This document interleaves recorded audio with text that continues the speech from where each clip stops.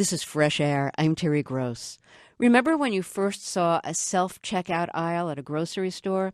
We use them all the time now without giving much thought to the fact that they're doing work real people used to do. Our guest Martin Ford says that's something we'll have to think about more as advances in computer software dramatically expand the roles robots may soon play in our lives and the economy. In his new book, Ford says robots are beginning to perform white-collar jobs like writing business stories and doing legal analysis. And he says robots are also being developed to take the place of the low-wage, low-skill service occupations that workers who've lost manufacturing jobs have been forced to take, like preparing fast food. Ford says accelerating robot technology could have far-reaching social and economic impacts as even educated workers can't find employment and their declining incomes lead to a collapse of consumer demand.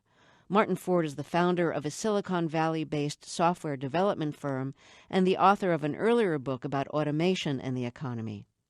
Fresh Air contributor Dave Davies spoke to Ford about his new book, Rise of the Robots, Technology and the Threat of a Jobless Future. Well, Martin Ford, welcome to Fresh Air. Robots have been around for a while in manufacturing. What's happening now that's different? Well, things are accelerating rapidly, and although robots are really kind of the poster child for all of this, it's really much more than just robots. This is not just about mechanical devices with robotic arms and so forth. Actually, much more of it is really just software, and it's all types of automation throughout the economy. So what we're generally seeing is just a dramatic acceleration in these technologies, and they're happening really across the board in every sector of the economy. It's not just by any means manufacturing. In fact, of course, in the United States, not many people really work in manufacturing anymore. So if it were only that, that wouldn't be such a big issue. But most people now work in the service sector, and that's what's going to be genuinely disruptive as these technologies encroach increasingly in the service sector and in office jobs and white-collar jobs and so forth. So it's really a very, very broad-based impact. You described going to a robo-business conference in 2013. Give us a highlight. What did you see there? Well, it was very interesting. There were a lot of vendors that were demonstrating various technologies. One of the most remarkable there is a robot called Baxter from Rethink Technologies, which is a lightweight manufacturing robot that's very flexible and is designed to work in close proximity to people, and it's very, very easy to train. You can, rather than having the need for a programmer, someone that's very expensive to hire to do sophisticated program, this machine can be trained simply by moving its arms through the motion that you want it to undertake. So it's very easy to deploy in factories and businesses of all sizes. And there were many, many other specialized robots there. There were robots geared toward education that are intended to teach children, in some cases children with learning disabilities. There were the beginnings of personal robots that might actually begin to do useful things around the home. That's a technology that was really now in its infancy, and there's a long way to go there, but you're beginning to see some real progress. One of the most remarkable things was that there were roving robots, telepresence robots, that allowed people who weren't actually at the conference to visit it and roam around and visit booths and everything remotely. So they were in other locations, but they were, virtually present and able to actually visit booths and interact with people and have conversations and so forth. So it was really quite a remarkable demonstration of the technology and how it's actually unfolding right now. Now, we're going to talk about how technology is potentially changing jobs in a lot of parts of the economy. But let's talk just for a moment about manufacturing. Give us a sense of the kinds of robots we've seen for a while in manufacturing, and how what's coming is different. Well, as you say, robots in manufacturing have been around for a long time. It's primarily been industrial robots, which are really heavy-duty, powerful machines. They have extraordinary strength and also extraordinary precision. But they have to be very, very carefully programmed. They generally have a safety cage around them because they're obviously unaware of any people that might be near them. They're very dangerous. There are accidents where people have been harmed and killed and so forth. But these are basically machines that are essentially choreographed. They're blind. They don't have vision. They rely on very precise positioning and timing, but they can perform tasks that are really routine and repetitive with just extraordinary precision and speed. Like for example, you're placing a windshield on a car at a production line, right? Again That's and right. again, I same mean, thing. automotive assembly is probably the most common use for these machines, and it's really extraordinary what they can do in terms of the precision and the speed and the strength of these machines. But in general, what we see in manufacturing is that any jobs that are truly repetitive or just rote, doing the same thing again and again, in advanced economies like the United States or Germany, those jobs are long gone. But they've already been replaced by robots years and years ago. So what we've seen in manufacturing is that the jobs that are actually left for people to do tend to be the ones that require more flexibility or require visual perception and dexterity. Very often these jobs kind of fill in the gaps between machines. For example, feeding parts into the next part of the production process, or very often they're at the ends of the process, perhaps loading and unloading trucks and moving raw materials and finished products around, those types of things.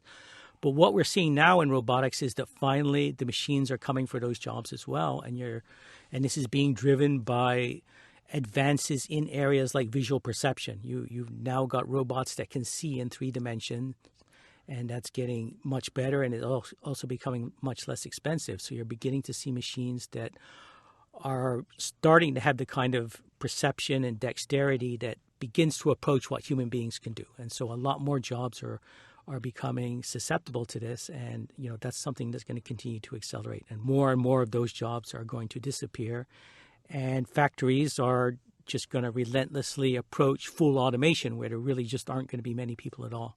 What's an example of a job that one of these newer generation robots that have visual perception and other skills, a job that they would perform? Well, there's a company here in Silicon Valley called Industrial Perception, which is focused specifically on loading and unloading boxes and moving boxes around. And this is a job that up until recently, would have been beyond the robots, because it relies on visual perception, often in varied environments where the lighting may not be perfect and so forth, and where the boxes may be stacked haphazardly instead of precisely, and it's been very, very difficult for a robot to take that on. But they've actually built a robot that's very sophisticated and may eventually be able to move boxes about 1 per second, and that would compare with about 1 per every 6 seconds for a particularly efficient person. So it's dramatically faster. And of course, a robot that moves boxes is never going to get tired. It's never going to get injured. It's never going to, file a workers' compensation claim.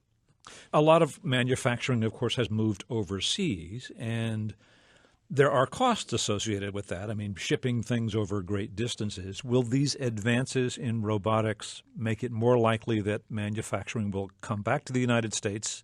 And if so, what will that mean for employment? Yes, I mean, that is happening to some extent now. There are a lot of reports of what's called reshoring, where manufacturing is actually coming back. The problem is that the manufacturing comes back, but very few jobs come back.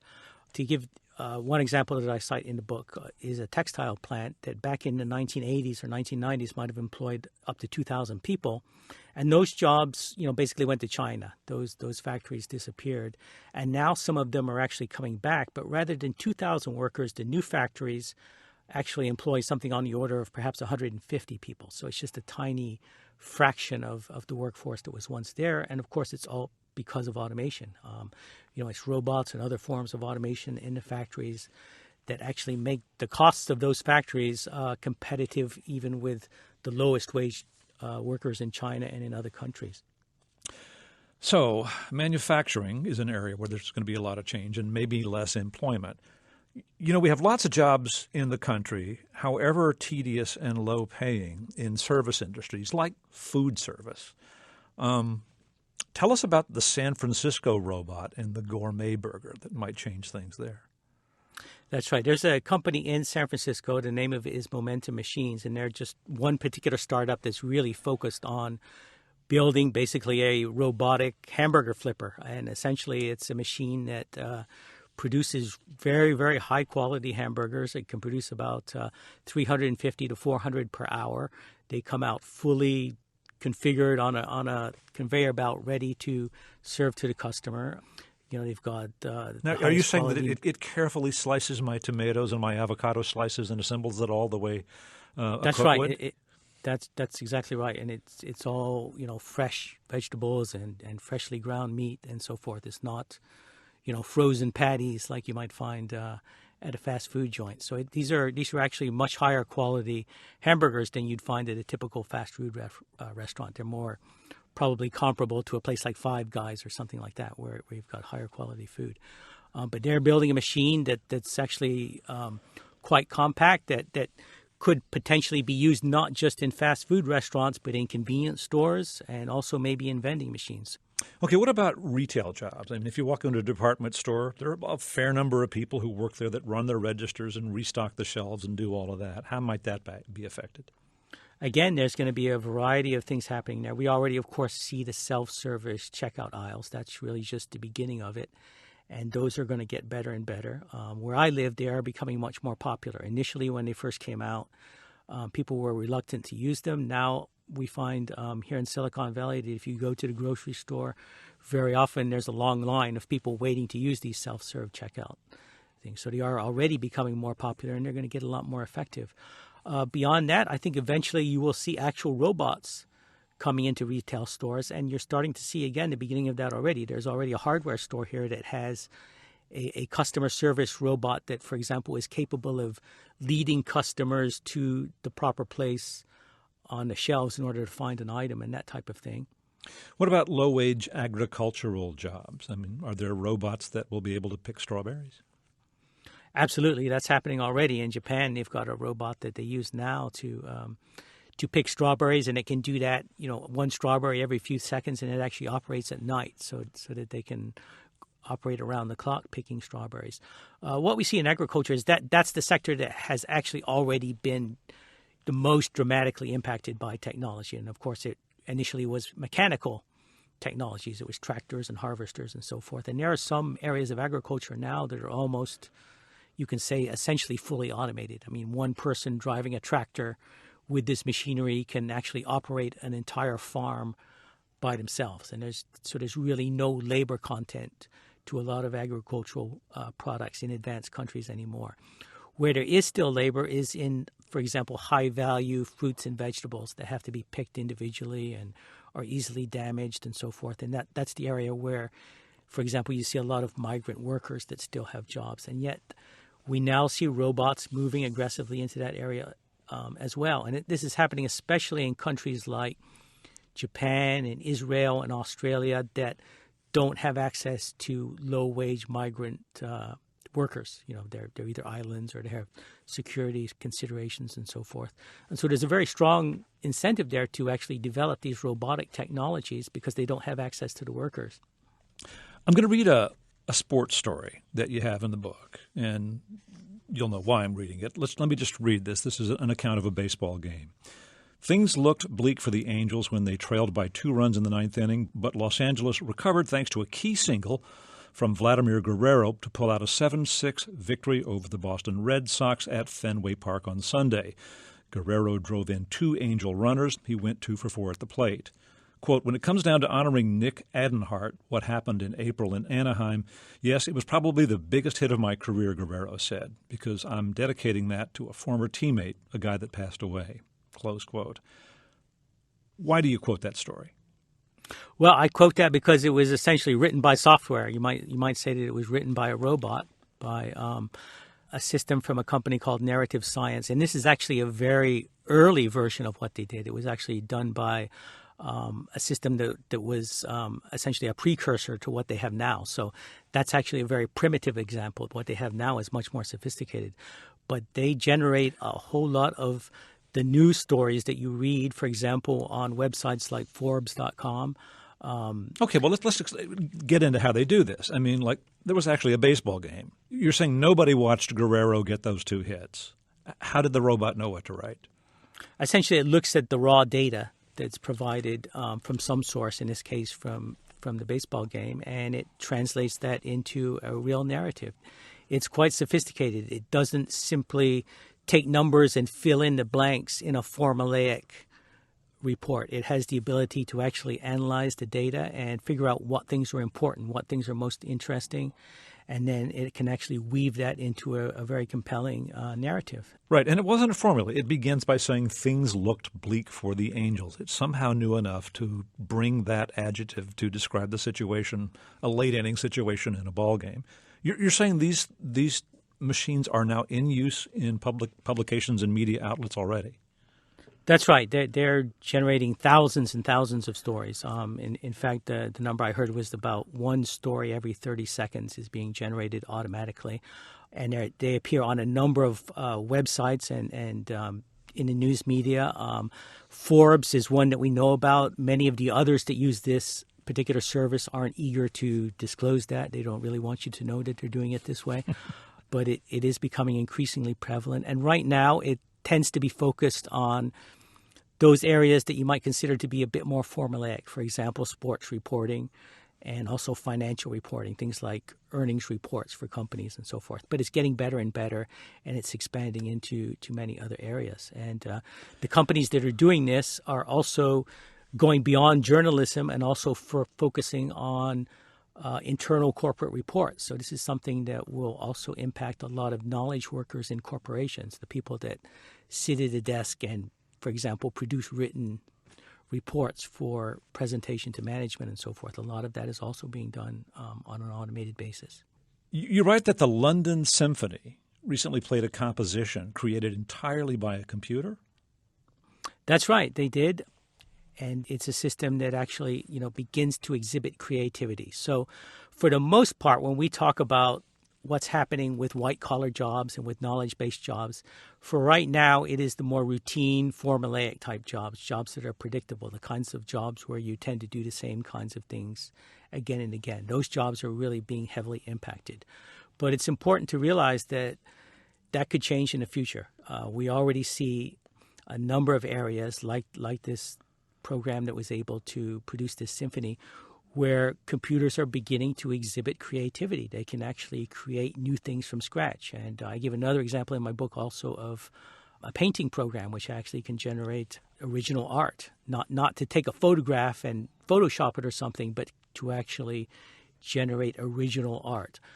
So we do see computers beginning to exhibit creativity, and in the future there is the likelihood that we'll see that impact on more and more jobs, even more creative type jobs.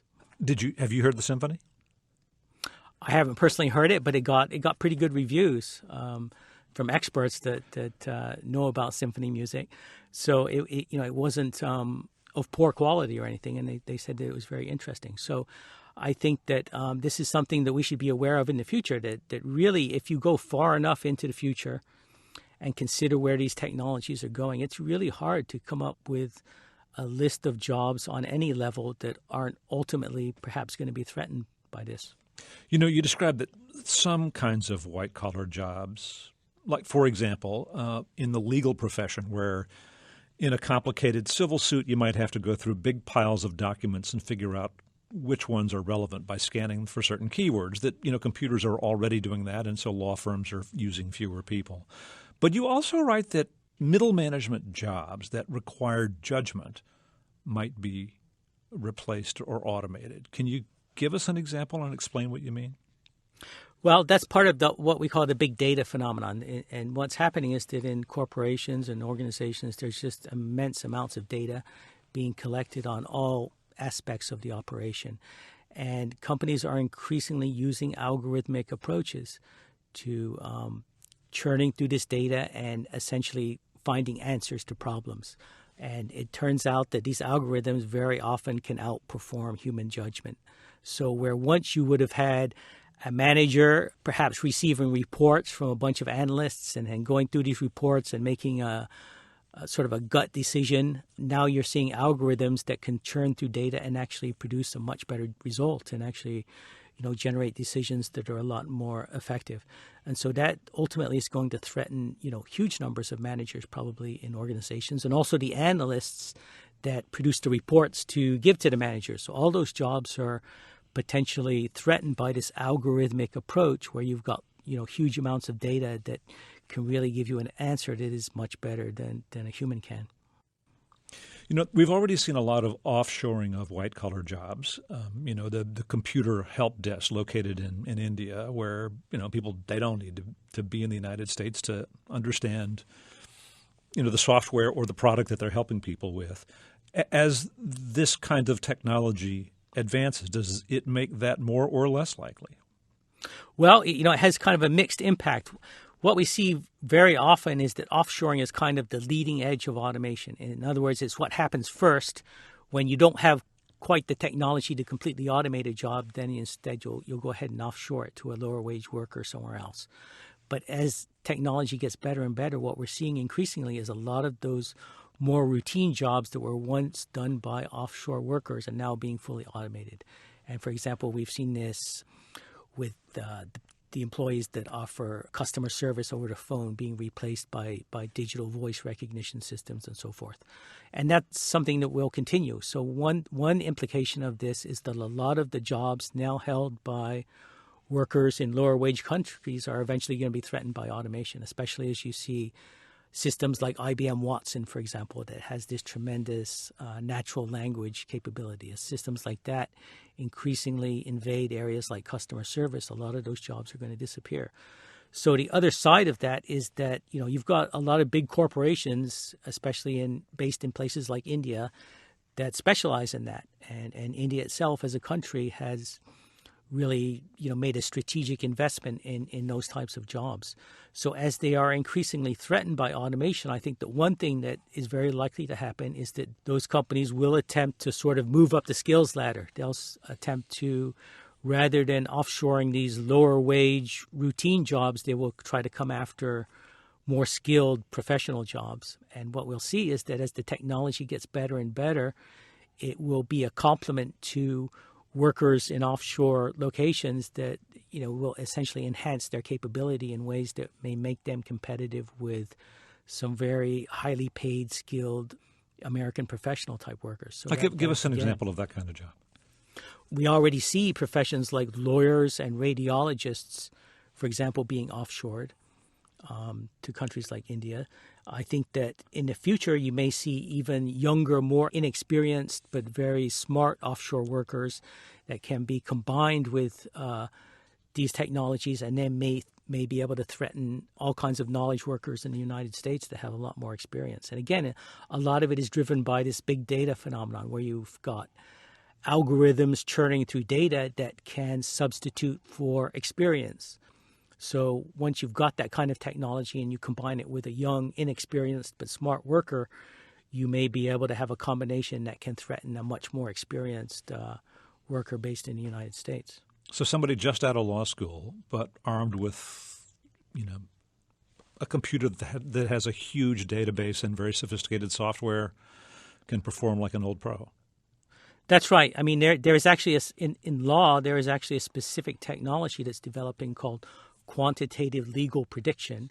And it turns out that a big part of what lawyers do, especially experienced lawyers, is they make predictions. They make judgments like, for example, what's the likelihood you're going to win this case? Or what's the likelihood that this case might be overturned on appeal? Or what's the likelihood that a particular contract might be breached by the other side? It's those kind of judgments that make experienced lawyers valuable.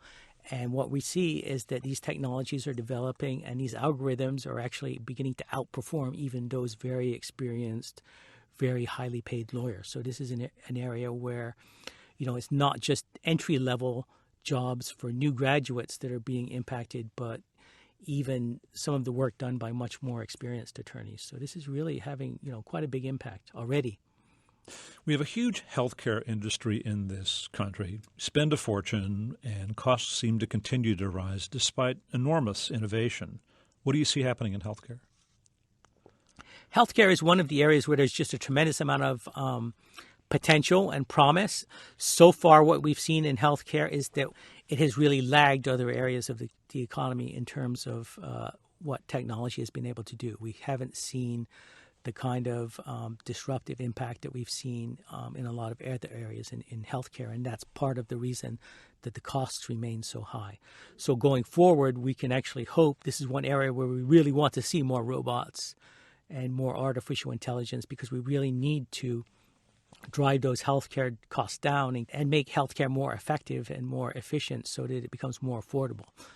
So this is an area where there's a lot of potential, but there are some areas of healthcare where it's still a tremendous challenge. For example, areas like nursing, which really rely on mobility and dexterity and visual perception, as well as problem solving and direct interaction with patients and so forth. And an emotional connection sometimes too. That's right. I mean, building a robot that can do what a nurse does is still very much in the realm of science fiction at this point. Well, we've spent some time here and eliminated tens of millions of jobs in just all the things that are going to happen here. Now, of course, this is a phenomenon that's been happening since the Industrial Revolution. Technology changes, jobs are eliminated, but at the same time, productivity increases. The people who are working are producing more wealth.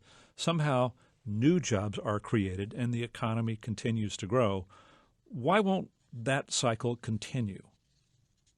Well, I think that this time is genuinely different. It's always, of course, kind of dangerous to say that, especially when you're talking about economics, because people can be very skeptical. But, the difference has to do with the fact that the technologies are accelerating so rapidly. Our computers are now so much faster than they used to be, and they continue to accelerate. They're getting faster and faster. But perhaps the most important thing is that it is now so broad-based. You can think of information technology today as being almost like a utility. It's almost like electricity, except that rather than delivering electric power, it actually delivers, in some sense, machine intelligence. So it's delivering the ability to actually make decisions and solve problems, and most importantly, to learn. We now have algorithms that can learn and get better and better. And that's really quite unprecedented. So what we see is this utility-like technology that delivers intelligence, that delivers brain power rather than muscle power. And it's happening everywhere. It's happening throughout the whole economy in every employment sector. And you can contrast that, for example, with what happened in agriculture. The classic example that people who are skeptical about this typically will give is what happened in agriculture. It used to be that most people in the United States worked on farms. Now the number of people who work on farms is less than 2%. And of course, there were millions and millions of jobs that were lost, but it wasn't a bad thing. It turned out to be a very good thing. Food is much cheaper now. People did move on to other areas. But what happened in agriculture when it happened a long time ago, it was a very specific and mechanical technology. It impacted agriculture, but it didn't impact the entire economy. So what happened was that those jobs were indeed lost, but then people were able to transition to other areas. People first moved to factories, and they moved essentially from more routine, repetitive type jobs in agriculture to routine, repetitive jobs in factories. And then later on, the factories automated or offshored, and then people then moved into the service sector. But once again, they moved into relatively routine, repetitive jobs in the service sector. So what you've seen is that this has, in the past, impacted on a sector-by-sector basis. First agriculture, then manufacturing, and now everyone is working in services. But now, with today's information technology, it's just everywhere. It's impacting across the board. And the most disruptive thing that's going to happen is it is going to impact heavily in the service sector, which is now where everyone works. So there really isn't some new sector of the economy that's going to arise and be very labor intensive to absorb all the workers that lose their jobs because of this. So that's really why it's different this time. To what extent is the advance of technology and this kind of automation contributing to the concentrations of wealth and income we're seeing in the United States? Well, I think it's having a tremendous impact. What we've seen is that it used to be up until around 1973 or so that as technology progressed and productivity rose, average workers, captured most of that productivity increase in the form of higher wages. And that was true from the end of World War II up until around 1973. But then somewhere around that point, these two lines decoupled, and what happens is that productivity continues to increase as technology advances, but workers aren't getting any more raises at all after that point. So all of the fruits of innovation and of technological progress are really being captured by business owners and by investors. In other words, by the people at the top of the income distribution. So this is one of the most important drivers, I think, of income inequality. It's not the only thing. There are obviously other things going on in terms of political changes and in terms of the fact that unions have been wiped out and in terms of globalization and so forth. But technology is certainly one of the most important things that's going on. And as we look forward from this point, we need to keep in mind that this technology is going to continue to accelerate. So I think that there's every reason to believe that it's going to become the primary driver of inequality in the future. And things are very likely to get even more extreme than they are now. Martin Ford, thanks so much for speaking with us. Thank you. Martin Ford spoke with Fresh Air contributor Dave Davies, who is also WHYY's senior reporter. Ford is the author of the new book, Rise of the Robots. Coming up, Kevin Whitehead reviews a new album by Cuban pianist Ramon Valle. This is Fresh Air.